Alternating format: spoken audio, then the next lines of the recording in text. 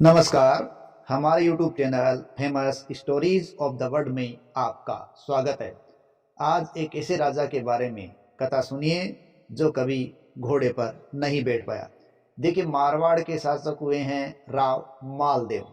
मालदेव जिन्होंने शेरशाह सूरी के साथ गिरी सुमेल का युद्ध किया था और साथ ही साथ रूठी रानी उम्मादे के पति के रूप में भी इतिहास में चर्चित हुए हैं। साथ ही साथ एक यशस्वी शासक के रूप में भी वो चर्चित हुए हैं।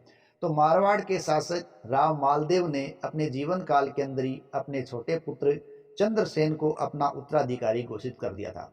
हालांकि उनके बड़े बेटे उदय सिंह थे, लेकिन उदय सिंह वो एक स्वार्थपूर्ण व्यक्ति थे और साथ ही साथ राव मालदेव को लग रहा था कि वो राज्य के लिए उपयुक्त व्यक्ति नहीं है, इसलिए उन्होंने चंद्रसेन को ही उत्तराधिकारी नियुक्त कर दिया था अपने जीवन काल के अंदर ही। और बाद में जब मालदेव की मृत्यु हो गई तो उसके बाद चंद्रसेन है वो मारवाड़ के शासक बने। और चंद्रसेन इतिहास के अंदर मारवाड़ के भूले बिसरे राजा और मारवाड़ के प्रताप के नाम से भी चर्चित हुए और साथ ही साथ इनको प्रताप का अग्रगामी भी कहा गया है। राव मालदेव के द्वारा चंद्रसेन का चयन है वो सही रहा, क्योंकि बाद में उनके बड़े भाई उदय सिंह ने मुगल शासक अकबर की अधीनता स्वीकार कर ली थी। उसके बाद तो इन दोनों भाइयों के बीच और भी संघर्ष चलता रहा। अकबर के द्वारा चंद्रसेन के खिलाफ लगभग 17 सालों तक अभियान दर अभियान किए जाते रहे और चंद्रसेन उसने कभी भी उनके आगे घुटने नहीं टेके और इस दौरान उदय सिंह से भी उनका सामना हुआ था। मुगल शासक अकबर के साथ होने वाले संघर्षों में राजपूताने की कई रियासतों ने, अन्य लोगों ने भी चंद्रसेन का साथ बढ़ चढ़कर दिया था। राव चंद्रसेन ने लगभग 2 साल तक तो जोधपुर से अधिकार किया था या शासन चलाया था, लेकिन बाद में मुगलों के आक्रमणों के कारण उसे यह क्षेत्र छोड़ना पड़ा और उन्होंने सिवाना के दुर्ग बाड़मेर में शरण ली थी। हालांकि मारवाड़ के शासकों की शरण स्थली के रूप में सिवाना बाड़मेर हमेशा इतिहास में प्रसिद्ध रहा है। तो वहां पर रहते हुए 3 साल तक उन्होंने मुगलों से लगातार लोहा लिया और सिवाना को अपना केंद्र बनाए रखा था। चंद्रसेन के यहाँ से निकल जाने के कारण अकबर ने उनके भाई उदय सिंह को जोधपुर के सिंहासन पर आरूढ़ कर दिया था।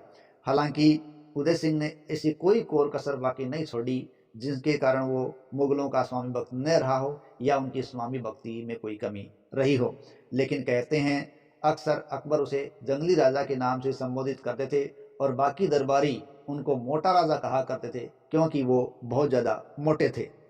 कई इतिहास से यह भी पता चलता है कि अकबर की पत्नी जो जोधाबाई थी वो मोटा राजा उदय सिंह की बहन ही जोधाबाई थी। हालांकि ये विवाद की बात है।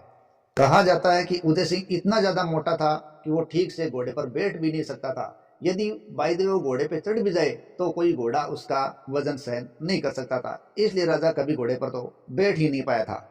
इस प्रकार मारवाड़ का राजा मोटा राजा उदय सिंह इतिहास में एक ऐसे शासक के रूप में दर्ज हो गया जो कभी घोड़े पर नहीं बैठ पाया। मोटा राजा उदय सिंह ने अपना शासनकाल अकबर के एक दास के रूप में ही या सिपह सालार के रूप में व्यतीत किया था और हल्दी घाटी के दौरान या प्रताप के अन्य संघर्षों में कभी भी उसने प्रताप का कभी साथ नहीं दिया था। अकबर के प्रभाव का इस्तेमाल करके या उसके सरप्रस्ती का इस्तेमाल करके अपने राजपुताने के कई क्षेत्रों पर उन्होंने अधिकार कर लिया था और अपने अनेक पुत्रों को उन पर नियुक्ति करने के लिए पूरा पूरा प्रयास किया और अनेक पुत्रों को नियुक्ति करने में तो उसने सफलता प्राप्त भी कर ली थी। कहीं की संख्या 24 तो कहीं कहीं 34 बताई जाती है।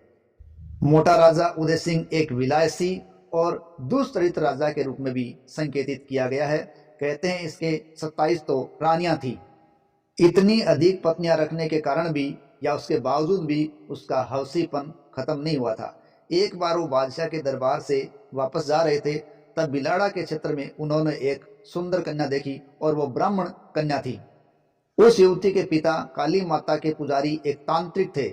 जब उस ब्राह्मण को मोटा राजा उदय सिंह ने बुलाया और उसकी पुत्री से विवाह का प्रस्ताव रखा तो उस तांत्रिक शुद्ध ब्राह्मण ने अपनी पुत्री का विवाह मोटा राजा उदय सिंह से करने से इनकार कर दिया था।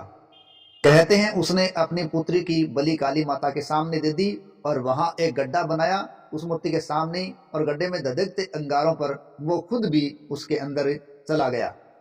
इस प्रकार मोटा राजा उदय सिंह के एक हट के कारण पिता और पुत्री दोनों दुनिया से विदा हो गए। लेकिन कहा जाता है इस घटना के बाद उदय सिंह भी हिल गया और कुछ समय पश्चात उसकी मृत्यु हो गई थी। तो यह था मोटा राजा उदय सिंह, घोड़े पर कभी न चढ़ने वाला उदय सिंह।